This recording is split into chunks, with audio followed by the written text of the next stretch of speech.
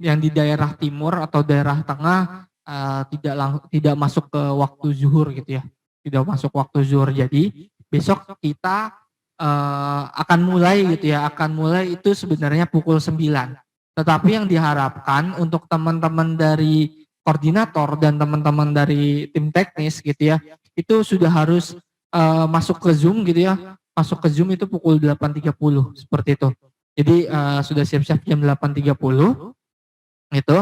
Nah, nantinya kita akan arahan sedikit gitu ya ke peserta itu pukul 9. Pukul 9 sampai pukul 9.30. Jadi untuk besok itu kita hanya pengarahan teknis saja, pengarahan penggunaan aplikasi tapi hanya sebentar, mungkin paling lamanya hanya 30 menit. Seperti itu. Jadi jam 9 kumpul atau tidak kumpul Bapak Ibu, kita akan on schedule gitu ya, jam 9 akan dimulai acara. Gitu ya, jam 9 akan dimulai acara untuk pengarahan ke peserta. Seperti itu. Jadi jam 9 sampai jam 9.30 akan ada penjelasan sedikit ke peserta. Dan untuk Bapak Ibu tim teknis gitu ya, tim teknis dan serta berkoordinasi dengan nanti koordinator gitu ya, itu harus siap-siap login sebagai proktor itu pukul 9. Jadi teman-teman di pusat itu pengarahan dengan peserta pukul 9, sedangkan teman-teman tim teknis gitu ya yang bertugas sebagai proktor itu sudah login sebagai proktornya itu pukul 9 gitu ya. Jadi bukan 9.30 gitu ya. Pukul 9.30 itu nanti pesertanya mulai ujian. Gitu. Jadi di poin nomor 4 proktor melakukan rilis token gitu ya, sudah mengaktifkan peserta itu sudah dimulai dari pukul 9 WIB gitu ya. Ini timur sudah masuk pukul 11 ya. Pukul 11. Nah, jadi nanti pukul 9.30 peserta secara bersama-sama memasuki ujian gitu ya, atau memulai ujian, memulai untuk login. Seperti itu. Ya, jadi diharapkan besok Bapak Ibu untuk proktor tim teknis yang bertugas sebagai proktor itu jam 9 sudah mengaktifkan aplikasi proktornya, mengaktifkan pesertanya, merilis tokennya gitu ya. Jadi nanti jam 9.30 peserta sudah login. Tidak ada kendala lagi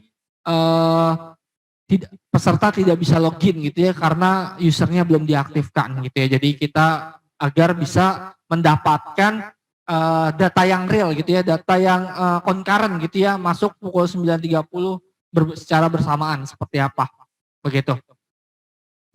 Oke. Nanti poin nomor 6 gitu ya, mengisi laporan testing gitu ya di halaman web UBKD. Nanti akan kita berikan linknya di web UBKD agar teman-teman dari tim teknis maupun teman-teman dari peserta bisa mengisi angket tersebut. Oke.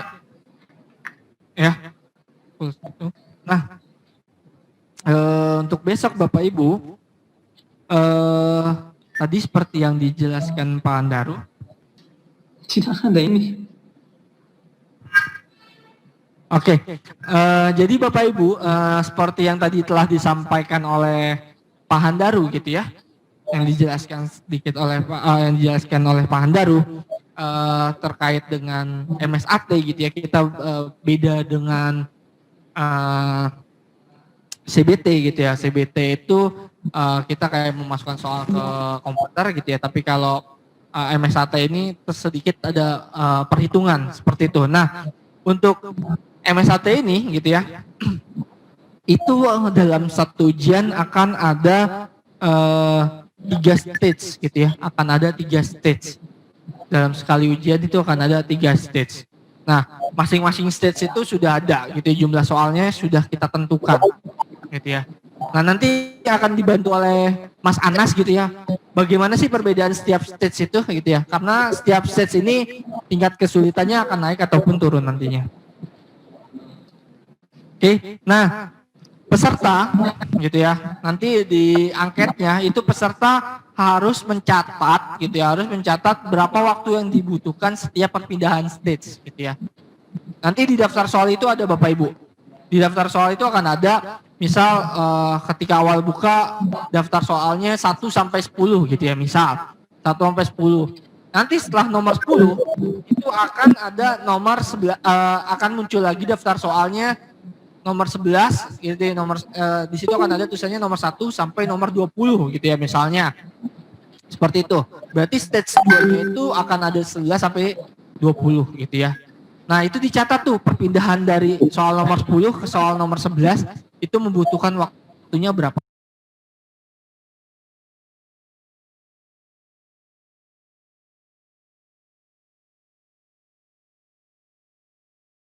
lama seperti itu. Nanti peserta diminta untuk mencatat gitu. Nah, selanjutnya ketika sudah masuk ke stage berikutnya, peserta diminta untuk mencoba-coba gitu ya, coba pindah ke soal sebelumnya. Seharusnya secara sistem itu peserta setelah masuk ke stage berikutnya itu tidak akan bisa kembali lagi ke stage sebelumnya. Misal seperti contoh yang tadi, soal nomor 1 dan sampai soal nomor 10 itu adalah stage 1, soal nomor 11 sampai soal nomor 20 itu adalah stage 2. Maka ketika peserta sudah sampai ke nomor 11, peserta tidak akan bisa lagi ke soal nomor 8, soal nomor 6, soal nomor 5 gitu ya. Dan seterusnya yang di stage sebelumnya.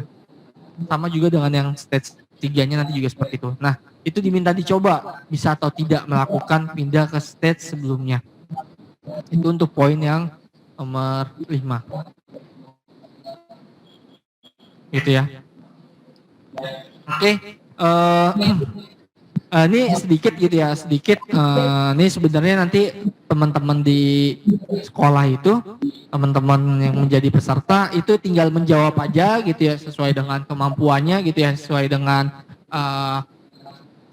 dengan soal yang ada gitu ya. Nah, ini hanya sekedar oke. Ya, jadi nanti peserta itu menjawab aja gitu ya. Kalau kemarin kita SSK itu ada skenarionya gitu ya, provinsi itu setiap provinsi harus berhasil atau harus gagal. Untuk besok itu menjawabnya dibebaskan gitu ya, mau menjawab benar atau salahnya. Ini hanya sekedar informasi ya Bapak Ibu ya, sekedar informasi buat Bapak Ibu tim teknis tim teknis gitu ya, bahwa nantinya stage itu akan ada berhasil dan gagal gitu ya. Stage akan dikategorikan berhasil jika jumlah benarnya itu lebih dari sama dengan 50% gitu. Sesuai contoh yang tadi, misal 10 soal tadi ya. 10 soal itu misalkan si peserta menjawab benarnya 6, maka stage tersebut dikategorikan berhasil gitu ya. Karena lebih dari 50% gitu ya. Lebih dari 50% maka stage tersebut dikatakan berhasil. Begitupun sebaliknya gitu ya. Ketika jawabannya kurang dari 50% maka stage tersebut dikategorikan gagal gitu ya. Dikategorikan gagal. Ya, untuk saat ini pembeda stage-nya seperti yang tadi saya sampaikan itu hanya dari daftar soal. Nanti mungkin tampilannya akan lebih dijelaskan oleh Mas Anas gitu ya, perbedaan di tampilannya seperti apa. Oke, itu Bapak Ibu ya terkait dengan yang jadwal yang besok kita akan lakukan gitu ya. Jadwal yang besok akan kita lakukan. Oke. Berikutnya sedikit gitu ya terkait dengan gitu ya karena ini ada beberapa mungkin yang masih baru gitu ya, sedikit saya menjelaskan terkait aplikasi yang exam browsernya. Nanti setelah ini akan dilanjutkan oleh Mas Anas gitu ya untuk cara penggunaan proktornya gitu ya, di tampilan proktornya seperti apa. Oke, jadi aplikasi yang akan digunakan Bapak Ibu akan ada 2 aplikasi ya. Akan ada 2 aplikasi, yaitu aplikasi exam browser dan aplikasi proktor browser. Aplikasi exam browser ini nantinya yang akan digunakan oleh peserta gitu ya. Aplikasi exam browser ini nantinya akan digunakan oleh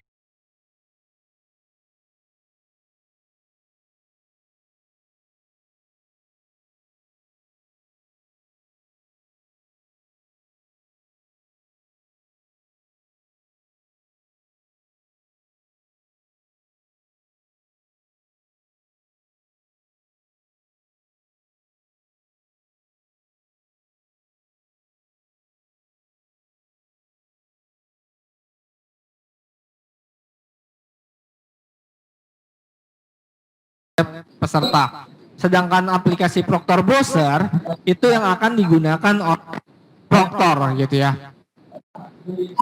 Yang akan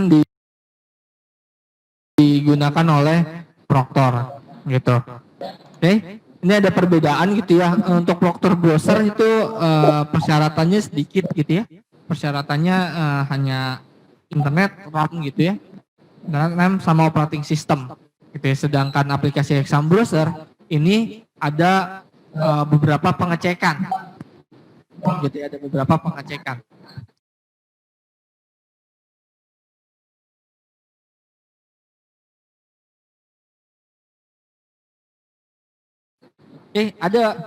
Ada syaratnya gitu ya. Ada syarat untuk menjalankan aplikasi Exam Browser gitu ya. Untuk saat ini kita nantinya akan ada beberapa Exam Browser itu akan support untuk beberapa operating system ya. Baik itu nanti Windows, Linux, Mac, sama Chromebook gitu ya. Mungkin saat ini kita masih yang dikembangkannya yang Windows gitu ya. Yang Linux, Mac gitu ya, dan Chromebook itu dalam tahap development. Seperti itu. Oke, untuk yang saat ini operating systemnya itu harus di atas Windows 7 ke atas, Windows 7, Windows 8, Windows 10, Windows 2000, Windows Server, gitu ya, Windows Server 2012, 2016 gitu ya. Itu bisa dijalankan. Jadi contoh misalnya Windows XP atau Windows 98 atau Windows 2000 itu sudah tidak bisa dijalankan di Exam Browser. Gitu ya. Untuk RAM itu syaratnya harus di atas 1 GB. Gitu ya. Untuk RAM syaratnya adalah di atas 1 GB. Gitu ya. Kalau di bawah 1 GB itu aplikasi Exam Browser-nya akan ada keterangan silangnya seperti itu. Untuk display resolution-nya gitu ya. Resolusi dari layar Bapak Ibu untuk memaksimalkan terkait dengan tampilan soal gitu ya, tampilan soal, maka resolusi layarnya untuk terkait MSAT ini kita syaratkan Bapak Ibu, untuk UBKD ini kita syaratkan, yaitu resolusi layarnya harus di atas 1024 kali 720 gitu ya, harus di atas 1024 kali 720, lebarnya harus lebih dari 1024, tingginya harus lebih dari 720 gitu ya, lebih dari sama dengan.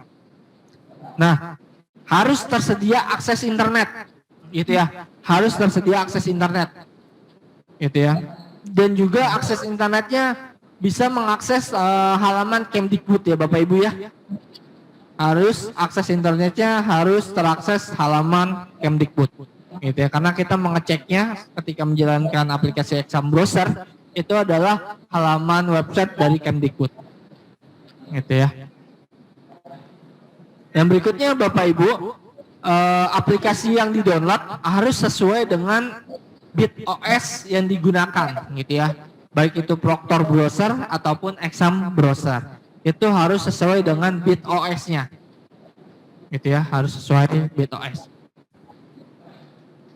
Poin nomor 6-nya adalah tanggal di komputer harus sesuai.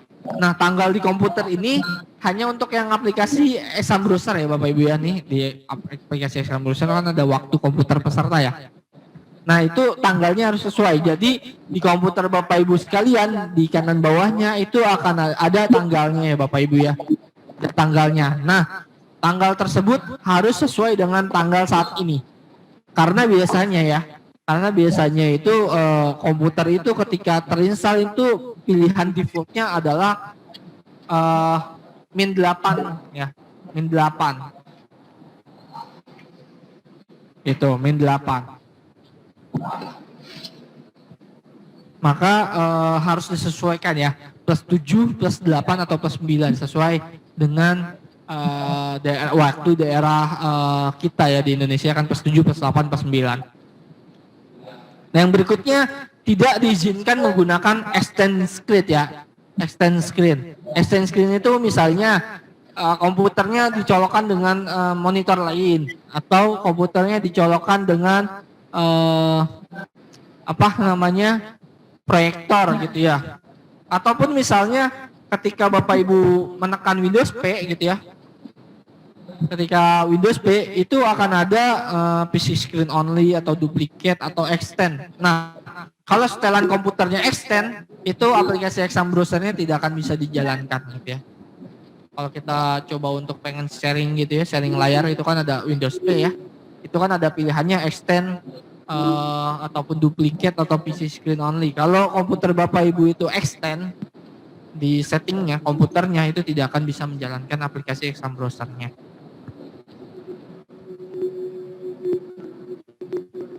Nah, ini contohnya ya. Nah, ini contoh ketika spesifikasi dari komputer Bapak Ibu tidak sesuai gitu ya, maka akan ada tanda silang di sebelah kanannya. Di sebelah kanan. Ada tulisan up tidak dapat dijalankan. Jadi tidak bisa ditekan tombol run-nya ya Bapak Ibu ya. Oke. Berikutnya perbedaannya antara exam browser dan proctor browser. Kalau proctor browser keyboard shortcutnya gitu ya, keyboard yang ada di komputernya Bapak Ibu itu tidak akan terkunci gitu ya, masih bisa buka Word, masih bisa buka Excel, masih bisa buka aplikasi browser lain, bisa sambil buka aplikasi lain itu masih bisa gitu ya. Sedangkan aplikasi exam browser itu terkunci semua, jadi Bapak Ibu sudah harus difokuskan untuk melihat pesertanya melihat tampilan ujian saja, seperti itu. Dan untuk keyboardnya juga kita kunci semuanya untuk aplikasi exam browsernya. Ya, itu sedikit dari saya. Itu sedikit dari saya. Mungkin selanjutnya akan dibahas terkait penggunaan aplikasi Proctor gitu ya, cara pengoperasiannya yang nanti akan disampaikan oleh Mas Anas gitu ya. Untuk Mas Anas, waktu dan tempatnya dipersilahkan. Assalamualaikum warahmatullahi wabarakatuh. Terima kasih Mas Fijar. Selamat siang teman-teman semua, Bapak Ibu dari seluruh Indonesia ya, dari Sabang sampai Merauke. Melanjutkan tadi dari Mas Fijar, sedikit saya akan coba menjelaskan terkait exam browser Proctor ya. Mungkin beberapa teman-teman di sini sudah ada yang memahami ya. Tapi mungkin ada sebagian lagi yang baru nanti akan menjadi Proctor ya. Karena dari uji coba kemarin kan tidak semuanya bisa mendapatkan akses Proctor. Jadi di sini saya coba akan menjelaskan singkat terkait penggunaan aplikasi exam browser Proctor. Ini sedikit, mungkin ini sudah disampaikan oleh Mas Fijar ya, dan sebelumnya juga disampaikan oleh Pak Handaru. Jadi intinya nanti teman-teman menyiapkan klien dengan akses internet, boleh menggunakan LAN atau WiFi dengan bandwidth dedicated 12 MB per second per 15 klien ya. Untuk Bapak Ibu yang menggunakan WiFi, saya hanya mengingatkan sedikit terkait akses poinnya ya.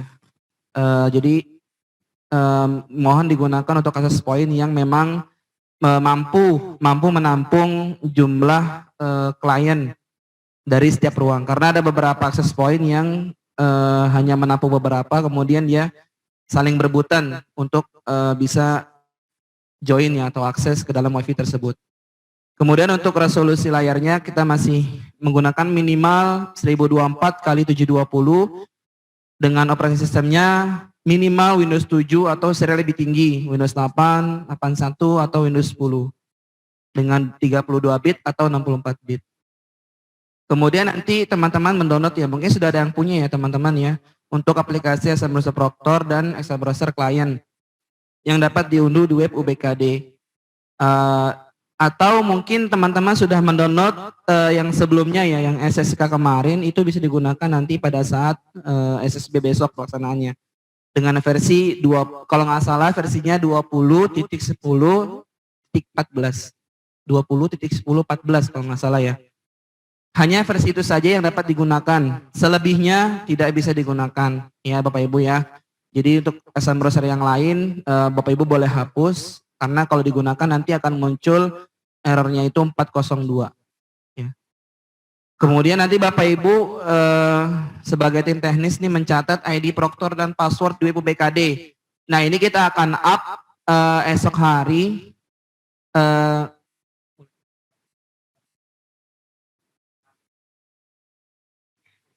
Ya kita nanti akan up ID-nya dan passwordnya itu setengah jam ya, mungkin setengah 9 sudah kita up nanti di web UBKD. WIB setengah 8 WIB, setengah 8 sorry. 8.30 WIB. Kemudian, nah ini tugasnya nanti Bapak Ibu memantau ya peserta yang ujian. Kemudian memastikan peserta tidak mengalami kendala, baik dari komputer dan yang lain.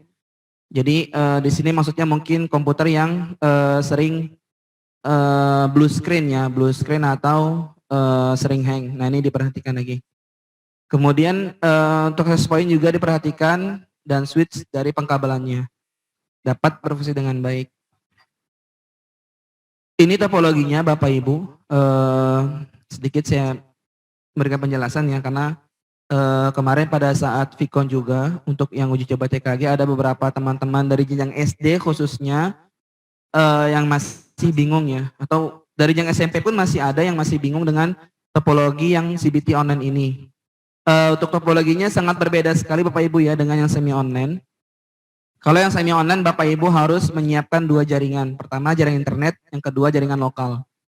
Kalau untuk online Bapak Ibu tidak perlu menyiapkan jaringan lokal, tidak perlu Bapak Ibu ya, karena ini semuanya aksesnya tertuju ke langsung ke server pusat ya. Jadi tidak ada lagi yang namanya itu server setiap ruang. Ya, kita menyebutnya itu Proktor ya, atau PC Proktor atau laptop Proktor. Nah, untuk device sendiri Bapak Ibu bisa menggunakan laptop ya atau PC untuk yang ID Proktornya. Jadi tidak perlu, ya kalau ada yang nggak apa-apa. Tapi kalau memang ini kita tidak mensyaratkan untuk spesifikasi minimum untuk PC Proktor ya. Beda dengan yang UNBK dulu ya, dengan semi online. Kalau dulu memang kita memberikan minimal spek itu RAM-nya 8 GB ya, kemudian punya 2 NIC dan yang lain. Nah kalau untuk yang full online ini, Proktornya, PC Proktornya bisa menggunakan laptop. Yang penting terkoneksi ke internet ya. Yang penting terkoneksi ke internet.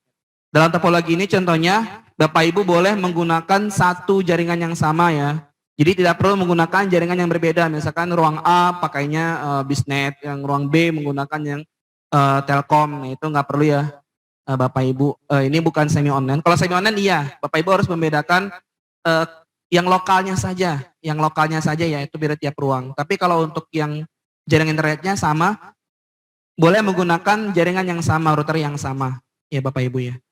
Jadi ini seperti ini, mungkin bisa dapat dipahami Bapak Ibu ya. Intinya sangat berbeda sekali dengan yang semi online. Kemudian kita langsung ke aplikasinya. Nah ini aplikasinya, tampilan aplikasi untuk Proktor Browser Bapak Ibu di sebelah kiri ini, ya khususnya jenjang-jenjang SD yang nanti baru akan bisa bergabung ya.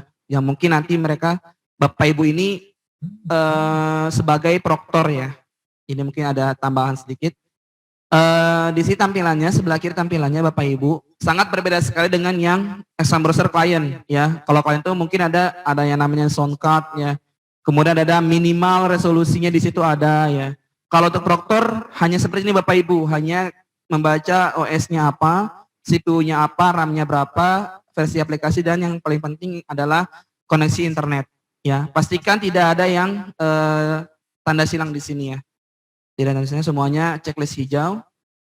Kemudian untuk Proktor Browser ini kita tidak membatasi akses Bapak Ibu ya. Contohnya seperti Alt-Tab, kemudian Windows Tab dan yang lain. Ini kita bebaskan, Bapak Ibu boleh melakukan copy paste, Alt-Tab dan yang lain ya.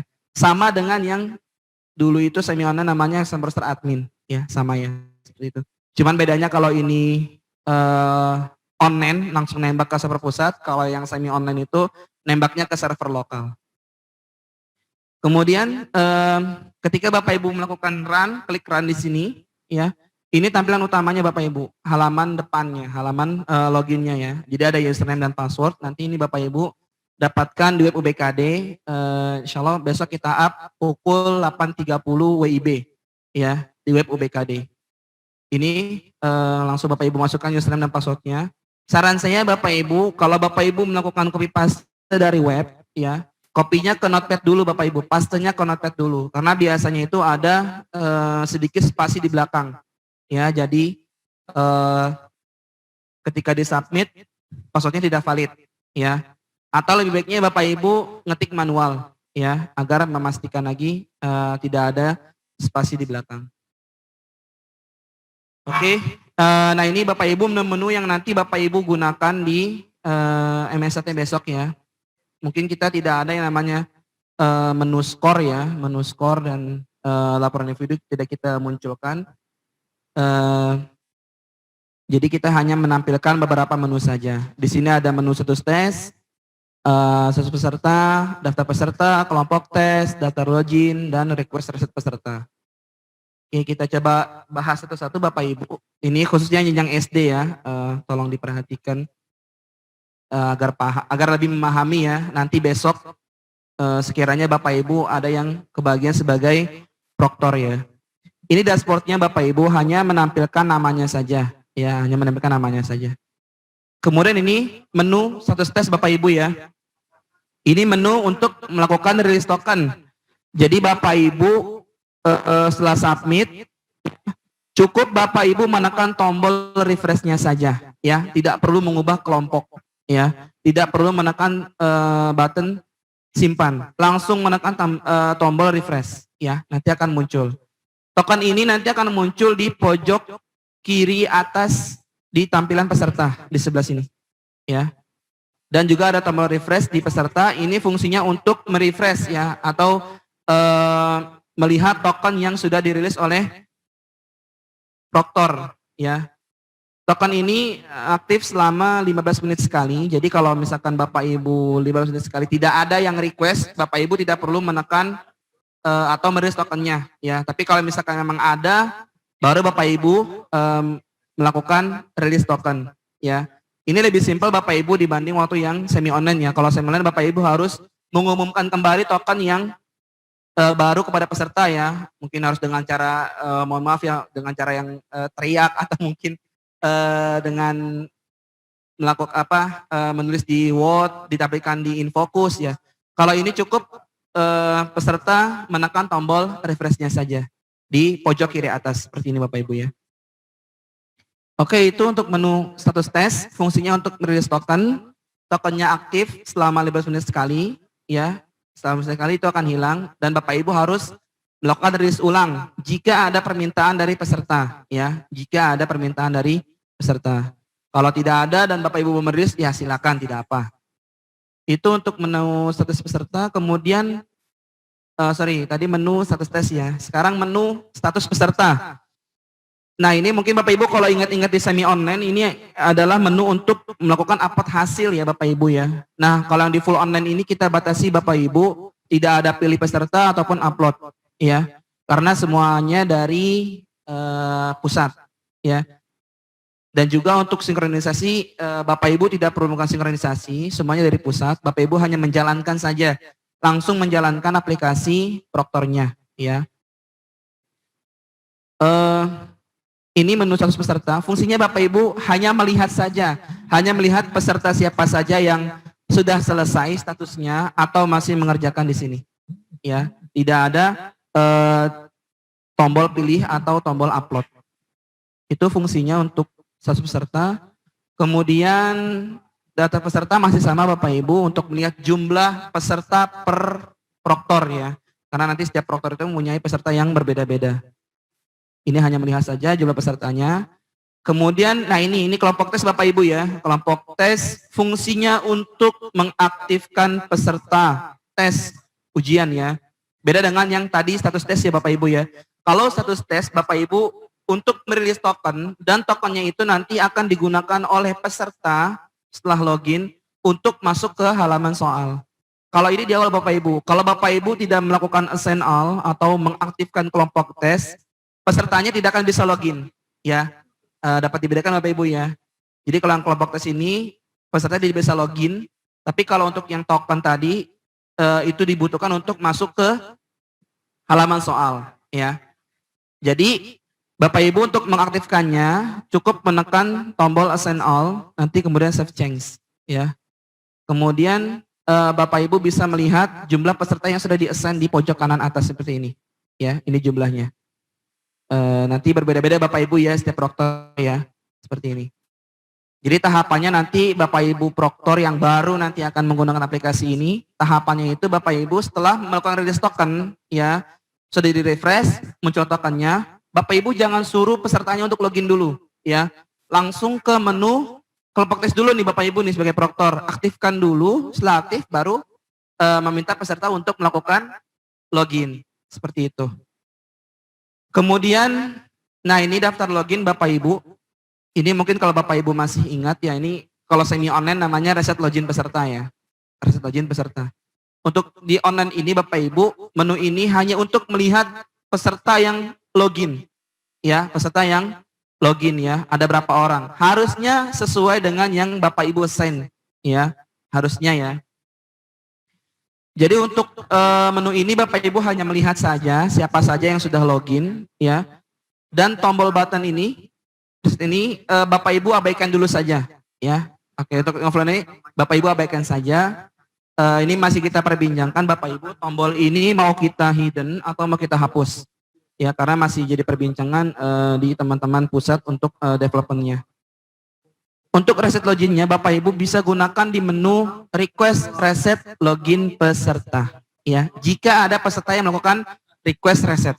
Ya, jika ada peserta yang melakukan request reset.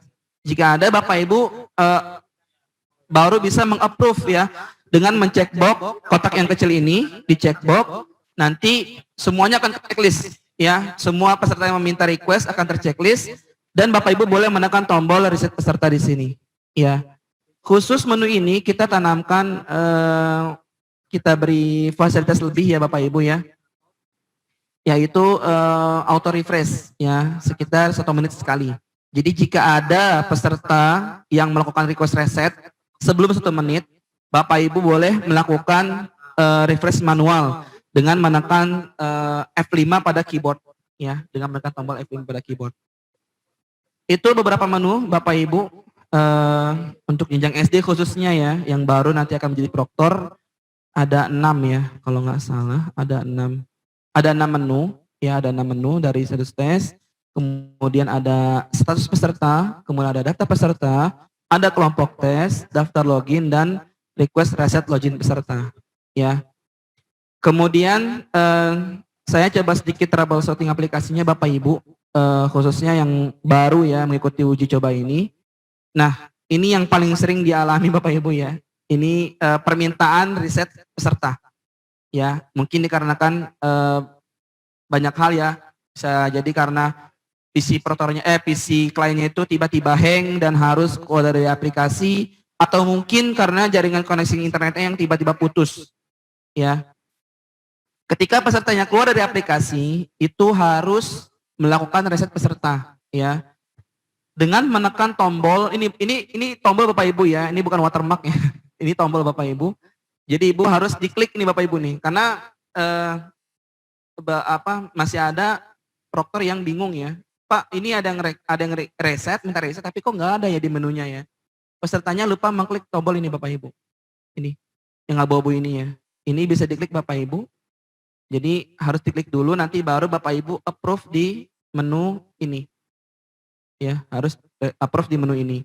Kalau ini tidak diklik, ya udah tidak akan muncul di menunya, di dalam menu itu. Ini bukan watermark Bapak Ibu ya.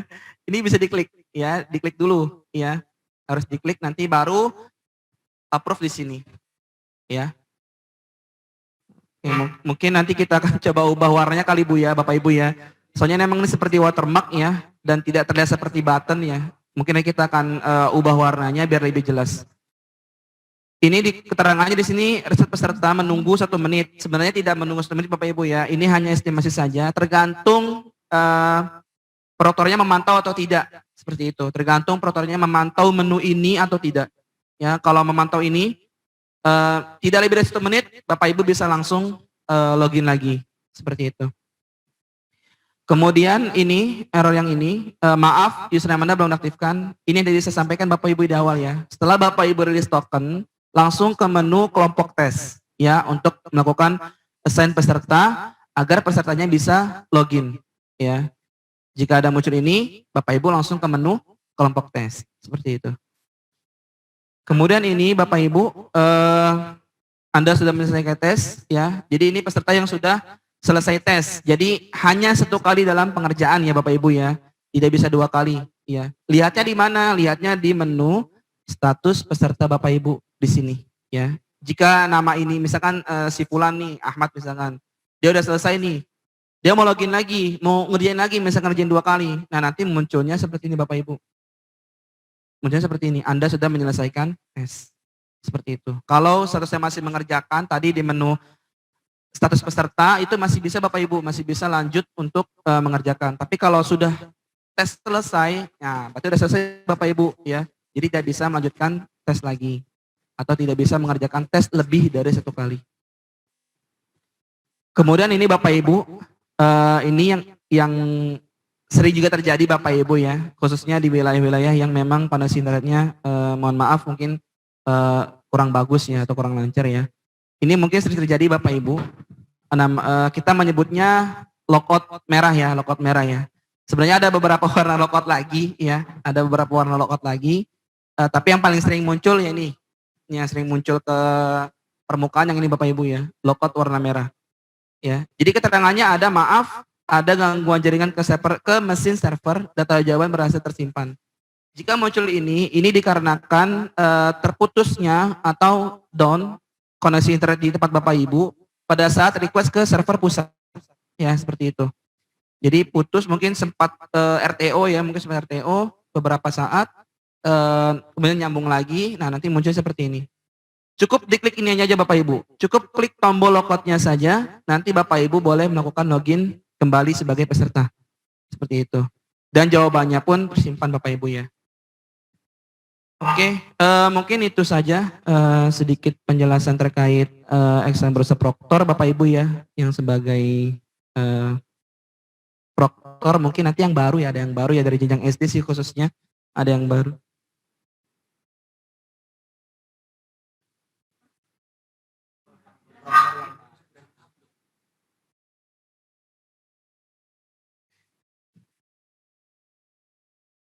Dari Proctor yang baru ya, Proctor yang baru ya, bukan versi aplikasinya Bapak Ibu ya. Kalau versi aplikasinya tadi versinya 20.10.14 ya, tadi di komplain saya sama Mas Fijar, tidak ada yang baru ya aplikasinya. Iya, maksudnya Proctor baru ya, bukan versi aplikasi Proctor yang baru, bukan. Dijelaskan lagi Mas Fijar ya. Oke, saya coba menjelaskan lagi Bapak Ibu sedikit lagi terkait stage ya. Oke, ini tadi yang disampaikan oleh Mas Fijar ya, cara mengetahui dia dapat dia lagi di stage berapa. Oke, jadi Bapak Ibu, memang saat ini kita kami masih belum bisa, bukan belum bisa sih, maksudnya belum memberikan pembeda ya, belum memberikan pembeda pada setiap stage ya, pada setiap saya nyebutnya tangga aja kali. Jadi ada 3 tangga ya, 3 tahapan berbeda ya. Jadi cara gampangnya Bapak Ibu setelah login, sebagai peserta ya, setelah login, Bapak Ibu langsung ke panel daftar soal ya yang ada di pojok kiri atas ya. Jadi kan ada, kalau nggak salah itu urutannya itu barengan sama informasi soal, kemudian ada waktu, nah sebelahnya itu ada panel daftar soal. Nah itu diklik, setiap stage itu diklik Bapak Ibu. Jadi Bapak Ibu bisa mengetahui stage pertama itu Bapak Ibu dapat berapa. Oke, ini contohnya Bapak Ibu. Jadi stage-nya itu Bapak Ibu mencatat jumlahnya. Ya, jadi ini contohnya. Ini di sini Bapak Ibu stage pertama itu dapat jumlah soalnya 12. Ini beda-beda Bapak Ibu ya. Jadi jangan berpatokan dengan teman sebelahnya. Karena setiap orang itu dapat jumlah soal yang berbeda-beda setiap stage-nya. Jadi dicatat, ini contohnya ini stage pertama ini 1 sampai 12 ya. Jadi dicatat. Nah, setelah 12 itu kan akan lanjut ya. Akan lanjut ke nomor berikutnya dan seterusnya. Dan jumlah soal yang didapat pun berbeda-beda Bapak Ibu ya. Jadi mungkin ada yang 25 soal, ada yang cuma 19 soal ya. Jadi dicatat saja dan memang berbeda-beda Bapak Ibu ya. Jadi nggak usah bingung. Kok ini dapatnya segini, kok dapat segini gitu ya. Jadi memang berbeda-beda setiap peserta mendapatkan jumlah soalnya. Ini contohnya Bapak Ibu. Jadi setelah Bapak Ibu ke nomor 12 itu kalau di Sun Browser kliennya itu nanti dia ada loading pack-nya Bapak Ibu ya. Loading pack. Nah, itu akan langsung ke stage berikutnya. Seperti ini. Stage kedua ya. Nah, di sini contohnya ini saya dapat dari nomor 13 sampai nomor 21. Ya, seperti itu. Terus nanti sampai ke stage 3 ya. Jadi intinya Bapak Ibu, setiap stage-nya Bapak Ibu catat jumlah soalnya biar tidak bingung. Bapak Ibu berada di stage berapa sekarang, seperti itu. Dan tadi yang disampaikan oleh Mas Fijar, bahwa ketika Bapak Ibu sudah pindah stage, Bapak Ibu tidak bisa balik ke stage sebelumnya. Ya, tapi kalau untuk pindah soal, Bapak Ibu juga hanya bisa berpindah soal di stage yang lagi Bapak Ibu kerjakan. Misalkan Bapak Ibu ada di stage pertama, ya udah Bapak Ibu bisa pindah soal nomor 1 sampai 12. Ini contohnya Bapak Ibu ya. Bisa pindah soal di dalam stage-nya saja, di dalam stage yang sedang Bapak kerjakan. Untuk pindah soalnya sendiri Bapak Ibu tidak bisa menggunakan panel daftar soal. Ya, jadi panel ini untuk MSAT ini fungsinya hanya untuk melihat jumlah soalnya saja. Beda dengan yang CBT. Kalau yang CBT Bapak Ibu bisa mengklik atau bisa langsung lompat nomor ya, bisa langsung lompat nomor. Tapi kalau yang untuk MSAT ini Bapak Ibu tidak bisa dari daftar soal. Bisanya dari tombol yang ada di bawah, kalau nggak salah selanjutnya atau kembali. Selanjutnya atau kembali. Dari situ Bapak Ibu untuk pindah soalnya ya, tidak bisa dari panel daftar soal. Kemudian untuk yang ada di sini pembedanya Bapak Ibu ya, kayak checklist seperti ini ada D. Untuk B ada ini, untuk B, D ini soal PG Bapak Ibu ya, atau pilihan ganda Bapak Ibu ya, soal pilihan ganda. Kalau seperti ini soal misalkan kayak drop down ya, atau multi tab dan yang lain, atau esai seperti ini. Kalau yang kosong ini biasanya soal yang kombinasi Bapak Ibu ya, misalkan kombinasi PG dengan esai. Kalau hanya salah satu sisi dijawab, nanti muncul seperti ini, kosong. Jadi harus keduanya dijawab agar muncul tanda centang di sini. Ya. Kemudian setelah Bapak Ibu sampai ke stage terakhir atau stage 3, Bapak Ibu akan tampil seperti ini, ya, konfirmasi tes. Ya. Ini harusnya muncul, harusnya Bu ya, Bapak Ibu ya, harusnya muncul di stage terakhir Bapak Ibu, di stage 3, ya, tidak boleh muncul di setiap stage ya. Nah, ini untuk saat ini hanya masih muncul di stage 3 saja. Mungkin nanti ke depannya kita masih membicarakan untuk pembeda setiap stage ya, apakah harus setiap stage itu klik selesai dulu atau bagaimana. Nah, itu nanti masih perbincangan Bapak Ibu ya. Untuk saat ini tombol selesainya ini hanya muncul di stage terakhir, di stage 3. Nanti setelah Bapak Ibu selesai tes, nah muncul seperti ini ya, akan menyimpan otomatis laporan individunya. Ya, baru klik tombol kembali ke halaman login. Ini kita ubah Bapak Ibu ya. Kalau itu kan klik simpan ya, klik simpan. Sekarang kita ubah namanya klik kembali ke halaman login peserta. Ya, mungkin itu saja tambahan dari saya. Selebihnya saya kembalikan ke Mas Fijar. Kurang lebihnya mohon maaf. Assalamualaikum warahmatullahi wabarakatuh.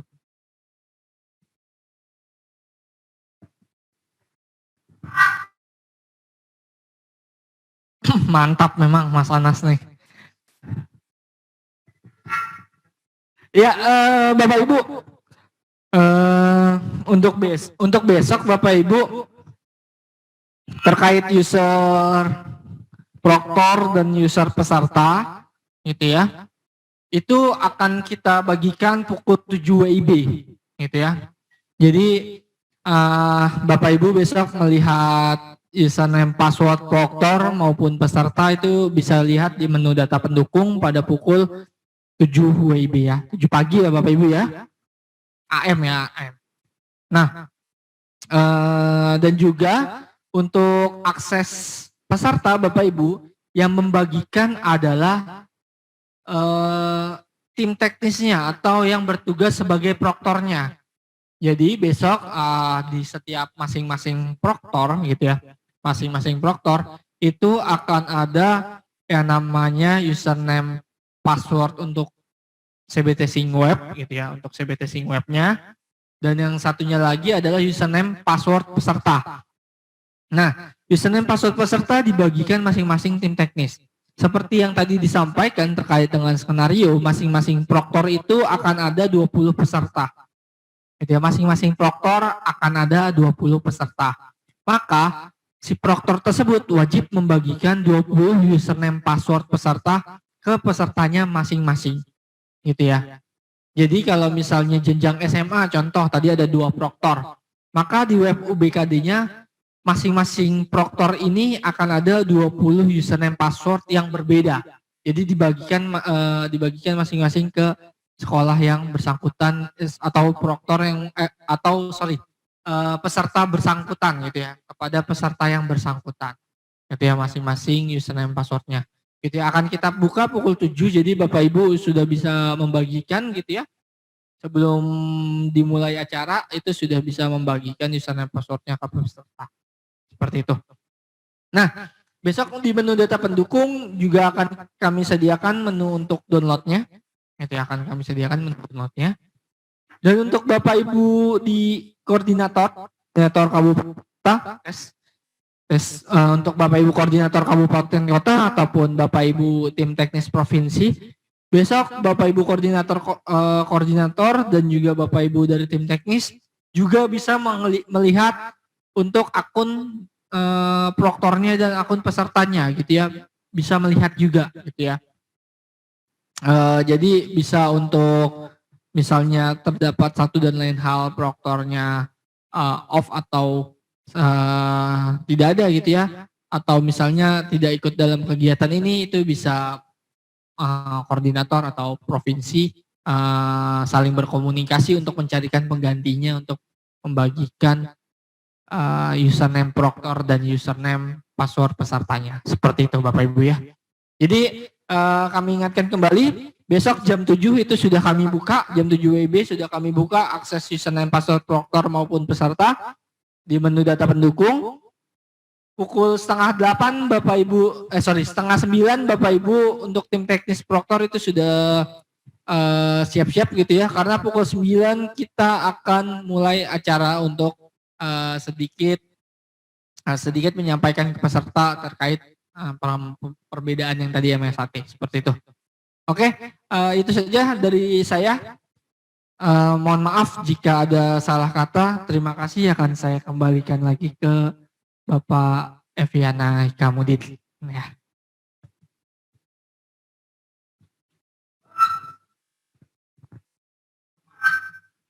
Baik, terima kasih Mas Fijar sama Mas Anas.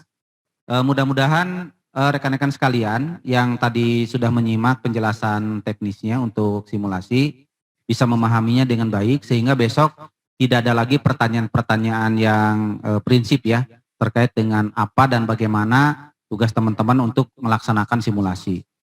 Perlu kami tegaskan teman-teman bahwa simulasi yang akan kita laksanakan besok itu memang belum menggambarkan ujian yang sebenarnya. Tetapi paling tidak teman-teman proktor khususnya sebagai peserta nanti mengetahui kira-kira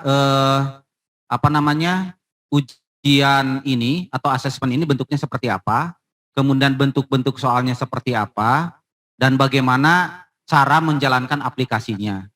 Itu paling tidak itulah yang teman-teman besok harus pahami, sehingga ketika teman-teman secara empirik, secara langsung melakukan, ketika nanti melakukan sosialisasi ke teman guru yang lain, ataupun kepada siswa, teman-teman sudah punya pemahaman yang baik. Jadi bisa disampaikan kepada siswa khususnya. Pada kegiatan simulasi besok, itu kita kegiatannya hanya satu event ya teman-teman. Jadi teman-teman hanya melakukan satu kali ujian, sudah selesai. Nanti pada ujian yang sebenarnya tidak ya teman-teman. Pada ujian atau asesmen yang sebenarnya nanti, siswa itu akan menempuh paling tidak ada 4 4 jenis asesmen dan dilaksanakannya selama 2 hari berturut-turut nanti pada ujian atau asesmen yang sebenarnya. Jadi hari pertama itu nanti siswa akan memperoleh 2 kali asesmen. Yang pertama literasi membaca, nanti sesi keduanya adalah survei karakter. Pada hari kedua nanti siswa akan memperoleh 2 asesmen lagi, yaitu numerasi, dan sesi keduanya adalah survei lingkungan belajar. Itu nanti kalau ujian atau asesmen yang sebenarnya. Tetapi kita belum memungkinkan ya ketika melakukan simulasi dengan pola jadwal seperti itu, karena kita masih memiliki banyak keterbatasan waktu. Jadi besok itu mungkin ada teman-teman yang memperoleh soal AKM hanya literasi membaca saja, gitu ya Mas Bijar ya. Mungkin juga ada sebagian peserta besok yang soalnya itu numerasi saja. Itu nggak jadi soal teman-teman, nggak jadi masalah karena untuk sistem ujiannya sama, hanya kontennya saja yang berbeda. Jadi jangan ada pertanyaan besok kok saya dapat membaca, rekan sebelah saya dapat numerasi. Itu memang sengaja kami buat seperti itu. Jadi sudah diacak sedemikian rupa, jadi sebagian teman ada yang numerasi, sebagian juga ada yang literasi. Itu kira-kira gambarannya ya. Jadi nanti memberikan pemahaman kepada siswa, itu harus diberikan penjelasan tambahan tadi, bahwa nanti ujian sebenarnya 2 hari, bukan 1 hari seperti sekarang. Itu saya kira yang harus digarisbawahi. Dimohon teman-teman besok menyiapkan alatnya, menyiapkan jaringannya ya yang memadai sehingga mudah-mudahan tidak ada kendala teknis. Dan sebelum nanti kita akhiri acara koordinasi ini, ada hal yang penting yang tidak boleh dilewati, yaitu tentang kelengkapan administrasi. Mengapa kami harus sampaikan? Karena dari hasil kegiatan-kegiatan kami sebelumnya, ini kami agak sedikit terkendala ya, untuk memberikan semacam kompensasi kepada rekan-rekan yang bergabung dalam kegiatan ini. Jadi perlu kami sampaikan bahwa nanti teman-teman yang bergabung, tim teknis itu ada nanti kompensasinya. Termasuk juga teman-teman yang menjadi peserta, itu ada juga kompensasinya. Tetapi untuk memperoleh kompensasi itu, apakah berupa nanti sedikit uang transport atau honorarium, ataupun kuota internet, itu syarat dan ketentuannya berlaku. Untuk itu mohon teman-teman sejenak bisa menyimak dulu penjelasan dari Mas Putra apa yang harus dipenuhi ya untuk bisa teman-teman nanti diberikan kompensasi yang seharusnya gitu ya kami berikan ke teman-teman walaupun tidak banyak. Silakan Mas Putra.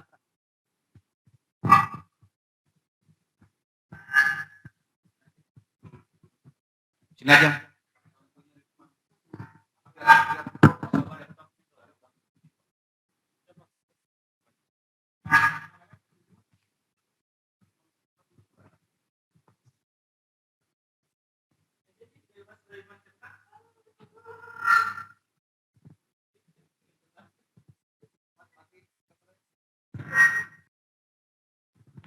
Baik Ibu Bapak sekalian, ini sekali lagi kita kita terangkan lagi untuk keperluan administrasi kelengkapannya. Salah banyaknya bukan salah satunya.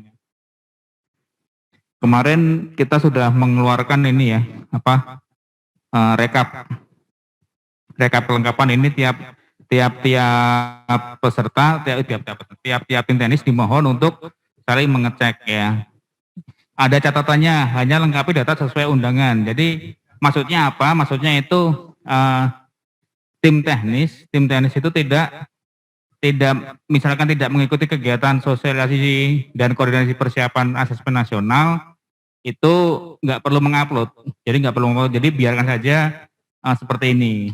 Tapi ketika di kegiatan TOT atau di kegiatan SSK kemarin itu kalau mengikuti wajib mengupload kelengkapannya, antara lain surat tugas, materi, absen, dan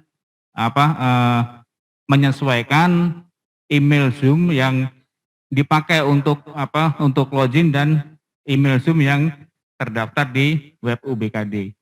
Itu disamakan. Kemarin banyak yang tidak sesuai. Ini saya ikut Zoom tapi kok masih belum tercentang. Itu kenapa? Karena emailnya tidak sesuai. Yang untuk Zoom sama yang terdaftar di web UBKD. Jadi tinggal disamakan saja sebenarnya. Seperti itu. Terus ada juga yang permasalahannya saya sudah mengupload materi tapi kok masih belum, masih silang merah gitu. Itu permasalahannya biasanya di sini. Jadi di berkas materi, pilih kegiatannya, salah satunya kegiatan yang diikuti sesuai undangan, upload. Nah di sini jenis berkasnya itu dipilih ya. Kalau surat tugas dipilih surat tugas, kalau itu ada resume atau materi dipilih materi. Jangan di surat tugas tapi diupload semuanya. Itu nanti pasti akan di rekapnya itu akan tersilang merah. Itu saja sih intinya untuk mengupload kelengkapannya itu. Terus untuk mekanisme besok, besok akan dibagi ke ini ya, ke masing-masing kabupaten akan dipecah masing-masing ke breakout room untuk mengawasi atau mendampingi pelaksanaan simulasi skala besar ini di kabupaten kotanya masing-masing. Mohon yang sudah mendaftarkan peserta simulasi untuk besok segera didistribusikan untuk username dan passwordnya, karena dari hasil yang rekap tadi masih banyak yang belum login. Itu kemungkinan ada 2 sudah dibagikan tapi pesertanya belum login. Yang kedua memang belum didistribusikan, baru didaftarkan saja. Jadi sebisa mungkin ini kan pelaksanaan sudah tinggal besok nih. Jadi segera didistribusikan ke pesertanya masing-masing. Biar pesertanya bisa login dan bisa mengikuti pengumuman di web dan melengkapi data-datanya yang diperlukan. Terus apa lagi ya? Itu aja sih. Iya, ini kan masih banyak pertanyaan kok. Banyak yang belum terkirim. Nah, itu yang baru kami kirim hanya baru yang kegiatan SSB tahap pertama. Untuk TOT, SSK dan yang SSB yang kemarin itu sosialisasi itu belum, karena kita masih validasi datanya, kelengkapan datanya. Untuk kelengkapan datanya, kemarin kan kita ya waktu kegiatan SSK kemarin kita sepakati bahwa hari Senin kemarin kita kasih waktu 1 minggu untuk kelengkapan datanya. Itu sebenarnya itu datanya sudah per tadi malam sudah kita tarik, jadi untuk perubahannya sebenarnya sudah tidak kita akomodir lagi ya, karena kita akan segera melakukan transfer ya, karena kita dikejar waktu untuk pelaporan juga. Lalu untuk untuk mempercepat lagi untuk kelengkapan administrasi kegiatan SSB ini sesegera mungkin dilengkapi ya. Mudah-mudahan di minggu ini sudah bisa kita eksekusi. Cuman mohon sekali lagi kita mohon waktu karena mengingat banyaknya peserta yang harus kita selesaikan. Kemarin itu kita sudah melakukan eksekusi pengiriman honor itu dari seminggu kemarin, cuman masih ada laporan terkirim baru kemarin malam baru terkirim. Itu mungkin karena kita masih ada antrian dan ada validasi dari CMS banknya ya. Jadi semacam itu, mohon bersabar dan segera lengkapi berkas-berkas yang diperlukan. Terima kasih, mungkin itu saja Pak Evi. Baik, Bapak Ibu sekalian, rekan-rekan yang kami hormati, demikian acara kita pada siang hari ini. Kami mengucapkan terima kasih yang sebesar-besarnya pada teman-teman tim teknis yang sudah mengikuti dengan seksama acara koordinasi pagi ini sampai dengan siang, dan kami mengharapkan teman-teman besok masih bisa bergabung ya untuk bisa memandu acara pelaksanaan simulasi di mana tugas teman-teman adalah sebagai proktor. Tidak lupa kami juga ucapan terima kasih kepada teman-teman Proteknas ya sudah membantu kami menjadi host ya untuk pertemuan kali ini, dan juga mohon bantuannya besok masih tetap bisa membantu kami untuk bisa memandu acara Zoom meeting ini. Mohon maaf barangkali apabila ada kekurangan dalam penyelenggaraan kegiatan hari ini. Sampai ketemu lagi besok pagi. Kita akhiri dengan mengucapkan hamdalah. Alhamdulillahirrahmanirrahim. Terima kasih. Assalamualaikum warahmatullahi wabarakatuh. Untuk teman-teman host bisa di screenshot ya untuk masing-masing roomnya, dan bisa diakhiri share screen-nya, tapi meeting masing-masing roomnya bisa di screenshot untuk keperluan administrasi juga. Terima kasih.